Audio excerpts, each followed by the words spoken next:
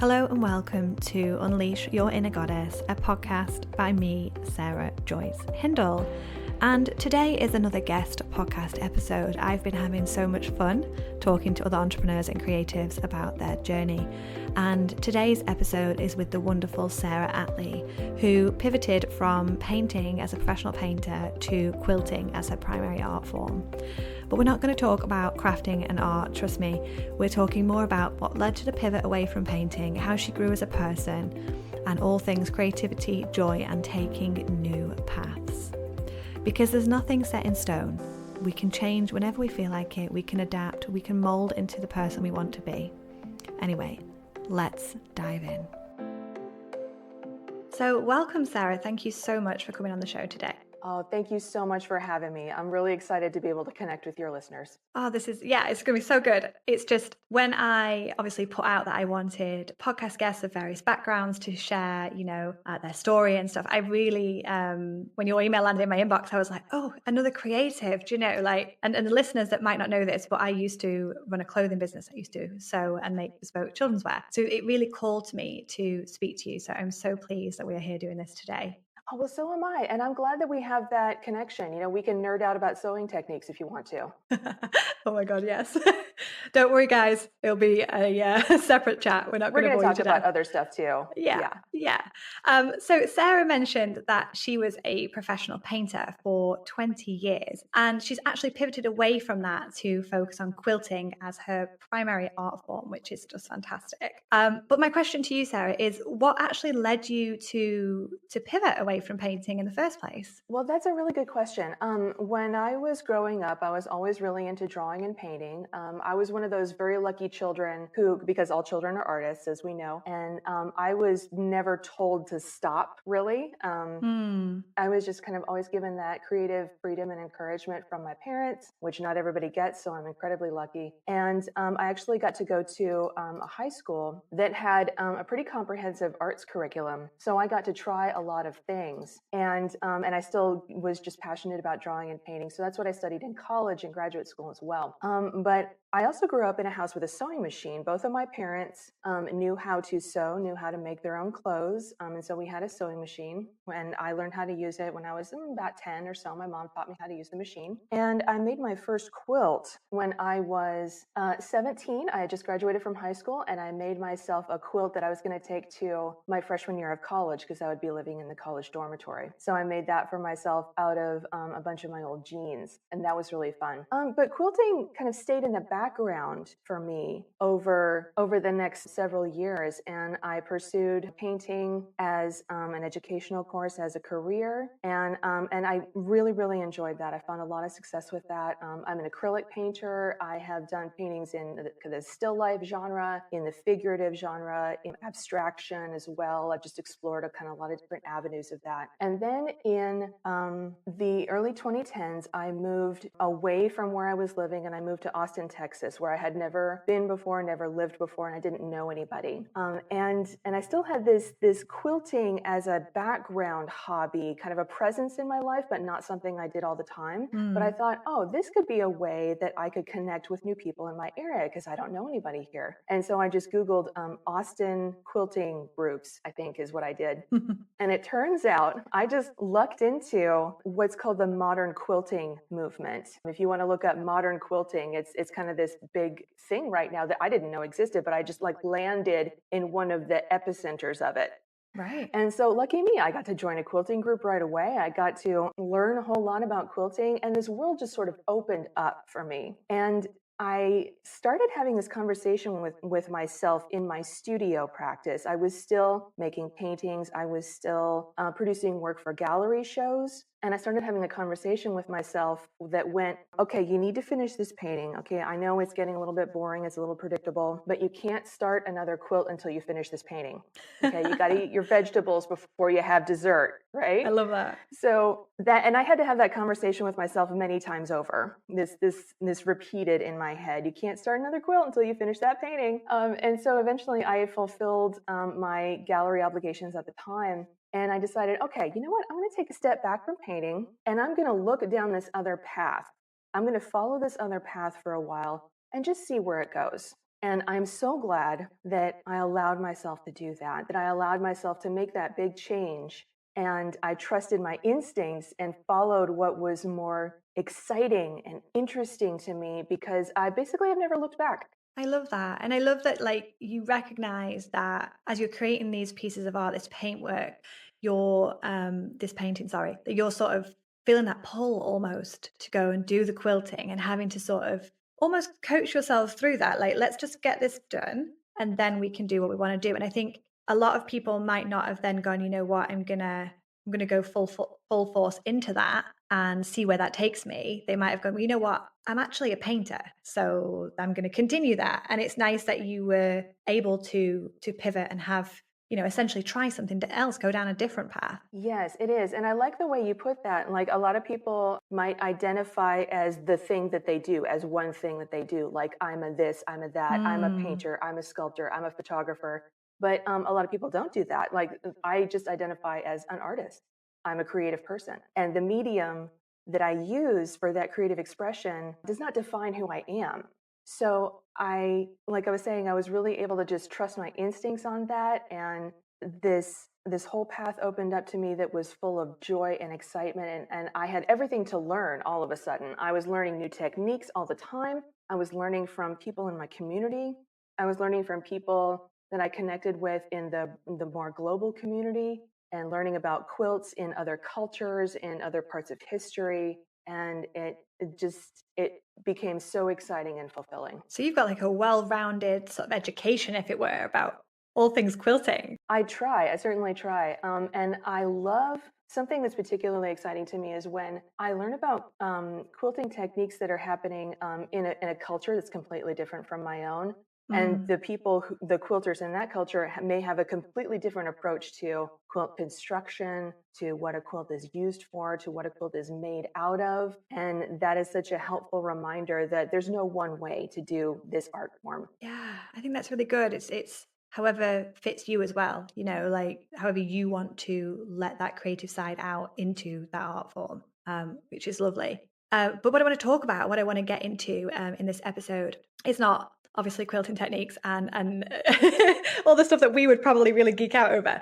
It's actually more about, you know, what went on in that period of time where you were feeling that resistance from painting, you wanted to quilt, and essentially you've pivoted away. I don't know how much painting you do now as a living compared to how much you do as a hobby or anything like that, but I'm assuming it's nowhere near the level that you quilt, and obviously quilting is your business now. So you know, I suppose what I'm asking, I've rabbited on a little bit there, is, you know, what sticks out in your mind during that period of like starting to think, actually maybe I need to go down this path instead? Well, at the time, I had good relationships with a couple of different commercial galleries, and I still do. And I also had recently started a Patreon campaign. And if your listeners are not familiar with Patreon, it's a crowdsourcing platform that works on a subscription model. So you can subscribe to somebody's creative output in whatever form that takes. It's wide open. So I started my Patreon in 2016, and it happens that I feel that my time with Patreon has kind of run its course, and I'm going to actually be closing that down soon and making another pivot. But at the time when I was in this transition between painting and quilting, I had a Patreon audience, and there was a moment of hesitation for me where I thought, am I going to lose people? Am I going to lose followers who would rather see me painting than quilting? And it was just a moment of hesitation, because I was also in this place of trusting myself, trusting my instincts. And that was the right decision, because I lost nobody. In fact, I gained followers, I gained supporters of my work. New people connected with me because I made this pivot in medium. So it was, trusting my instincts was the right decision there. And the galleries that I was working with absolutely came along with me as well. Like, I went straight from showing paintings in this gallery to showing quilts in this gallery, which is another cool thing that I get to do, because I'm so familiar through my education and experience with this kind of quote unquote fine art context. I do not like that term. I'm just going to say it now. I make no distinction between fine art and other kinds of art. I make no distinction between functional art and decorative art. I make no distinction between art and craft. It's all the same to me. Okay. I just don't care. So I get to show quilts in galleries, simply because I believe that they should be shown in galleries. And this is surprising to some people, and this is not surprising to some people, but it is a great way to start a conversation with people. Showing quilts in a gallery, I started having this conversation with folks, and it almost became like a party trick. So I would be, picture yourself at an art gallery opening. There's cheese and champagne and what have you, and people are dressed up and kind of milling around, making small talk. And if I start a conversation with somebody, we say, hello, how are you? My name is, and so forth. Oh, so what do you do? Oh, I'm an artist. I make quilts. And it's like almost every single time, the next thing the other person would say is, oh, my grandmother made quilts. Yeah. Or my mother, or my great grandmother, or I had the most wonderful quilt when I was a kid, and it was so warm and it kept me cozy on winter nights. And so it was just this instant conversation starter that I love so much, because quilting has a different place in our culture than painting does. And being able to tap into that way of connecting with people is such a gift. It's such a gift. Yeah, and there's two things I want to talk about here, but I'll do my best not to forget the second one while I talk about the first one. Is obviously the gallery thing. Like, I obviously read that in your bio, and it got me thinking, like, yeah, you would immediately go to hanging art that was painted or somewhat on a canvas, and maybe sculptures. But I hadn't actually thought about that. And the question I wanted to ask, and I was going to ask it later, but it seems apt to ask it now, is obviously you've got the art gallery walls and you've got cozy couches and beds. Do you have a preference for how your awesome creations are used? Oh, what a great question. I don't have a preference. What I do is I put labels on the backs of my quilts that has my name and my information, some details about the quilt and everything. And I have two different versions of that label. And one of them says for display only, and one of them says use this quilt. Mm-hmm. So I can make quilts that are intended for wall hanging. Usually those are smaller pieces, but not always. And I can make quilts that are intended to live on your easy chair, on your couch, on your bed, that can be put through the washer and dryer, not every day, but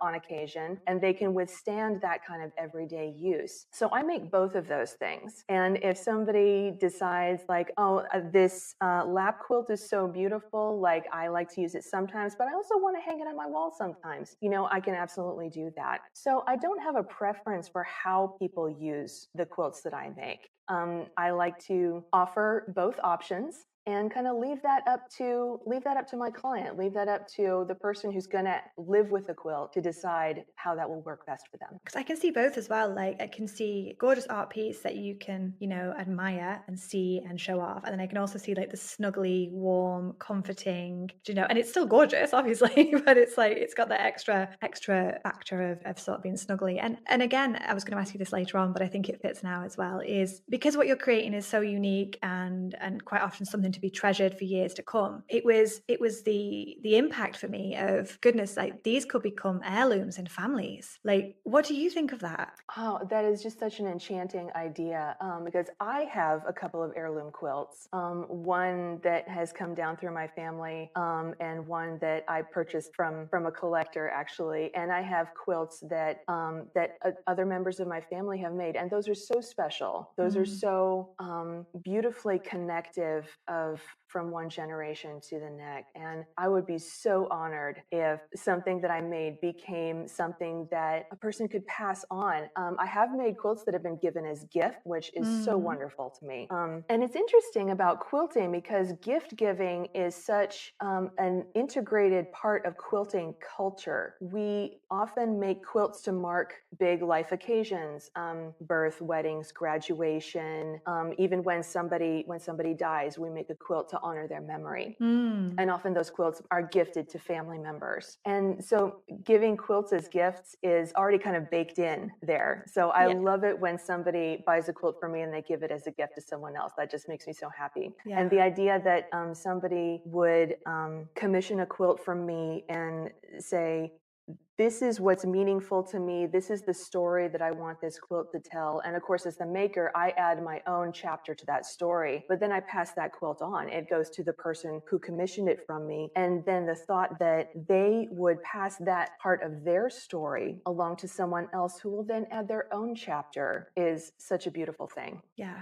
completely is. And it's impact was the word that came to mind. I'm going to use it again. It was just so impactful for me to think that it could have a story like that, which was lovely. But yeah, so many people they look into pivoting and changing what they were doing, and I was the same. Like, so I obviously had that sewing business that I mentioned, and I'd ran that business for 6 years, and it got to a point where first of all, like, I'd not really done the mindset work. I was nowhere near the person that you're speaking to today, and the person that the listeners are listening to today. And I wasn't able to outsource. I figured nobody could do it as good as I could do it, and I was convinced I would hire somebody and then they perhaps wouldn't show up, or they would let me down. And so I just kept it to myself. And, a one-woman band does not a successful business make. To start with, it's great. But when you're getting to the point where you're having to let your boundaries down and you're saying, sorry, kids, I'm just going to have to do 2 more hours, or I'm going to get up early, or I'm going to stay up late. And, and it got to that point. And then I started falling out of love with it because it wasn't sustainable, right? And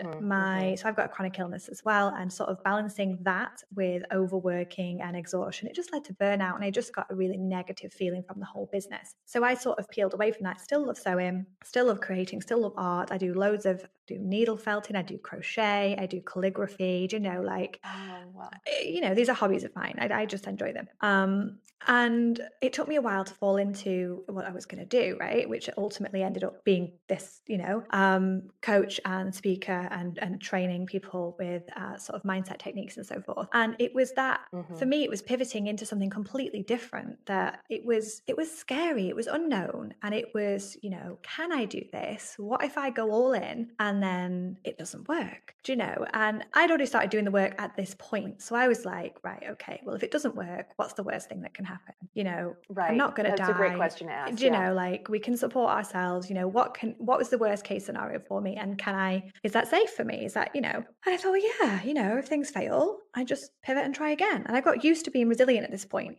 I've been doing the work and starting up and stuff, but I think people can get lost in that transition period of trying something different. And even if you're listening to this and you're thinking, no, I've always known what I wanted to do with my life, with my career, with my business, it might be something else. It might be another part of your life that you're wanting to move away from something, or move into something, or just change something. Because I think we can get so set in, and like we mentioned before, like, I'm an artist, or I'm a writer, or I'm a photographer, or I'm a stay-at-home mum. Like, these things they're fluid. They can change. They don't have to be you for the rest of you. That doesn't define you. It's a part of you right now, but it doesn't have to define you. And I think that was it for me. It was right.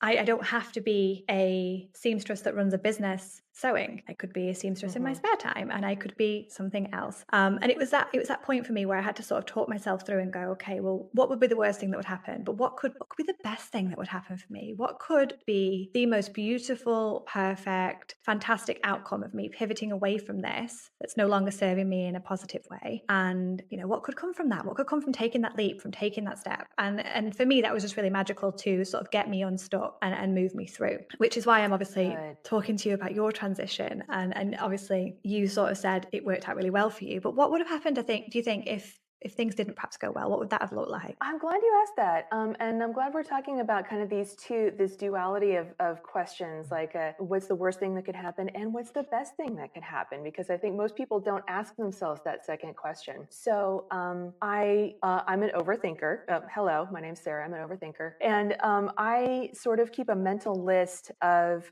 like, if this should come crashing down around me, what would I have to do in order to survive? Like, where are my escape routes? And I'm not going to go through where are the exits? Yes. Yeah. What would I need to do if I need to hit that panic button? And I'm not going to go through every detail of that here, but what remains, like I may have to get a 9-to-5 job. I can do that. I've done it before. I can do it again. I may have to move to a different living situation. I can do that. I've moved lots of times. So things like that, things that I have already been through, things that I've already survived. But what remains after I kind of list all of those things? Okay, so it's like, what's left after I strip away all of these things? What's left in myself? What's at the core of my person? What's at the center of my being? And what's at the center is being an artist. Now, we were talking earlier about how like, I'm a blank doesn't define who you are, but I have that at the center of my person. And I've known that that's always been with me, and it will always be with me, even if the expression of that changes over time, which it has changed many times and will continue changing throughout my hopefully long and happy life. Yeah. So Yeah. that when I ask myself, what's the worst thing that could happen? There's a list of kind of practical moves I could make, but I also must remember that what remains is that creativity. That's always going to be with me no matter what, and I will always find a way to express that no matter what. So yeah, so if the quilting didn't work, it would have been, okay, how else am I going to let that creative part of me shine and share that with the world? I love that. I love And that. who knows what form that could take? It could be something else. At the moment, I am a solopreneur. My quilting business is full time, and I'm a staff of one at the moment. I'm running that myself, although I am really at the point where I need to think about kind of building up my team and getting some help for various parts of my business. Do it, honestly. But I also have a part-time job that is also quilting related, which is one of the luckiest things that has ever happened to me. And I have a boss who is completely flexible, who supports what I do as an artist, as a creative person. It's very, very flexible. It's fulfilling work, and I know that I could dial that up or down as needed, which is a huge gift. And I'm very lucky to have that as one of the elements of my support system, is to have that part-time job. So sorry, I've forgotten where we were going with that. That's okay. I can ask you a question. So it sounds like that you are really living your purpose here, and you've got that part-time job there, not just to assist you, but it's also feeding that purpose and that like yearning inside of you. And obviously this podcast is called Unleash Your Inner Goddess. So that kind of feels to me, I mean, correct me if I'm wrong, but that is your inner goddess, isn't it? It is that creative artist. What do you call that part of you? Yes. I think of it as my core, as my center. Okay. Sometimes I think of it as my higher self. I'm not a religious person, so I don't have like specific religious or spiritual terms that I would apply to that. But I think of it as my higher self, my best self, the core of my being, and something that I must listen to. Because when I don't listen to that, other areas of my life can become very painful.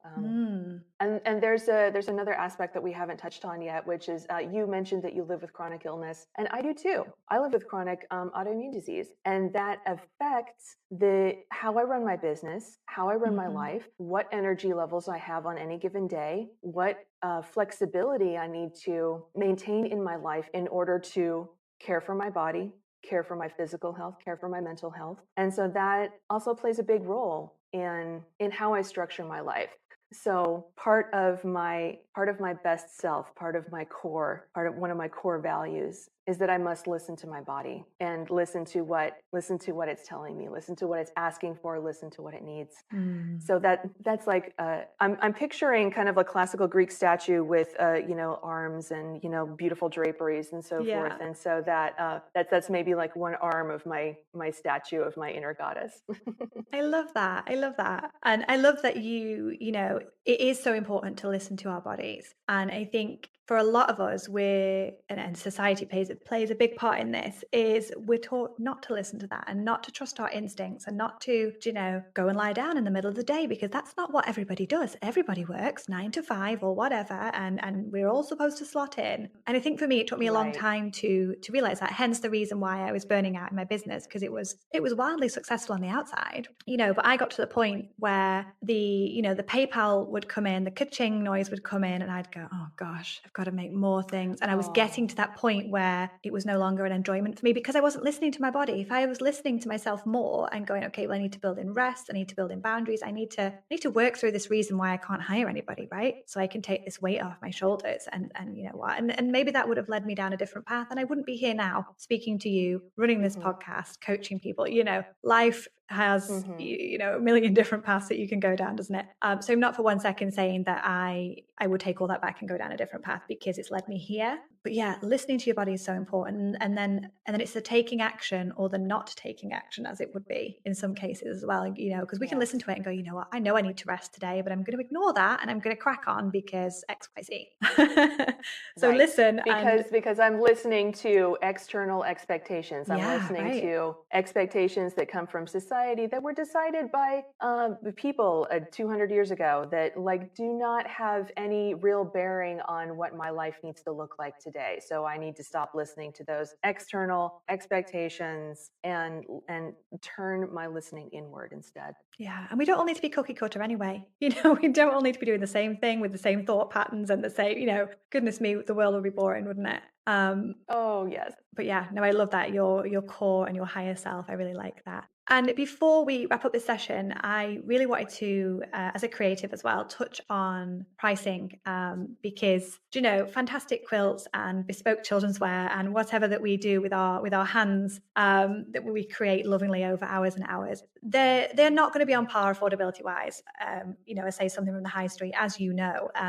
And for our listeners, it's all that time and research and training and the dedication and the love and care that goes into creating these pieces. So being from a sewing background myself, I can obviously really, really appreciate that. But I'd love to discuss with you what sets apart, bespoke craft like yours from the mass, machine-made products that get churned out and put on the shelves in the shops. What is your take on that? Sure. Well, I have a couple of different angles of approaching that question. One is to remind myself that I have the highest educational degree available in my field, which is a Master of Fine Arts degree, and I have 25 years experience as a professional artist. So if you were hiring somebody that had the highest degree attainable in their field and 25 years experience, what would you expect to pay them? That is what I should expect to pay myself.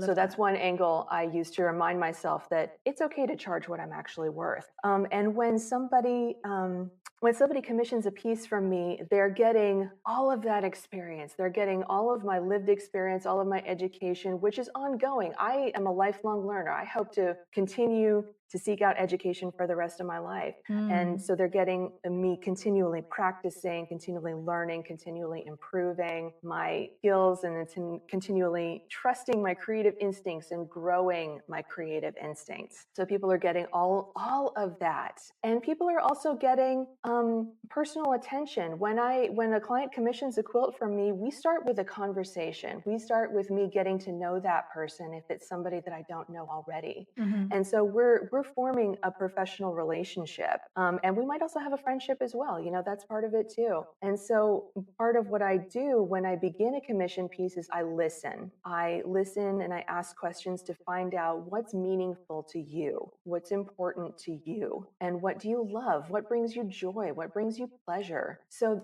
it's this whole package of experiences when somebody orders a physical object from me. I make physical objects. That is a reality. But there is so much meaning and experience and all kinds of things that goes into the making of that. So it is not the same experience you would get from buying a quilt at a department store. And that quilt at that department store, you might love it. It might be the perfect thing for you in your home, on your bed, wherever. It might be exactly the right choice for you. And I applaud that. Do what's right for you by all means. The experience that I provide for my clients is completely different from what they would experience buying something online, buying something in Target or wherever. So it's just a whole different level of creation. And that's it, and I think for me, a lot of I'd get two sides of it. I'd get people going, okay, yeah, sign me up. I don't care how much it is. I'll pay it. And then you get people going, okay, I'm going to come back and I'm going to buy it. And some people did and some people didn't. That's fine. Then you get the people that go, but I don't understand. I could buy that from, like you said, Target.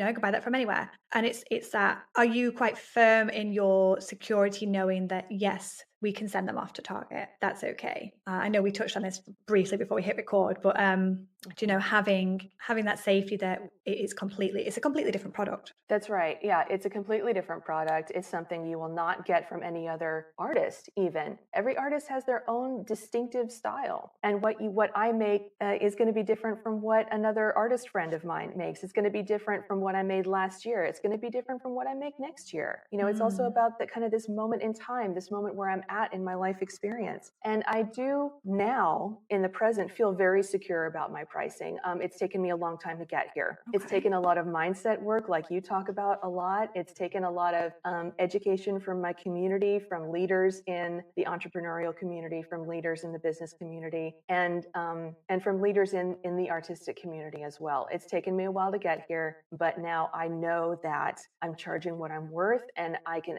100% deliver on that. I love that. And I think that's it. I think you nailed it there where you said I can 100% deliver on that, because that shows that you believe it. And I think as businesses, creators, entrepreneurs, if we don't believe we can deliver whatever that might be, we're not going to be able to back up what we're charging or anything to do with the product or service that we're offering. And just before we finish, I would love for you to, if it's not too off the cuff, to share your biggest tip for those people that are sat listening that maybe do have a physical product, that are sat there, doubting whether they're charging their worth, or, are on the cusp of raising their prices, but can't quite seem to do it. Mm-hmm.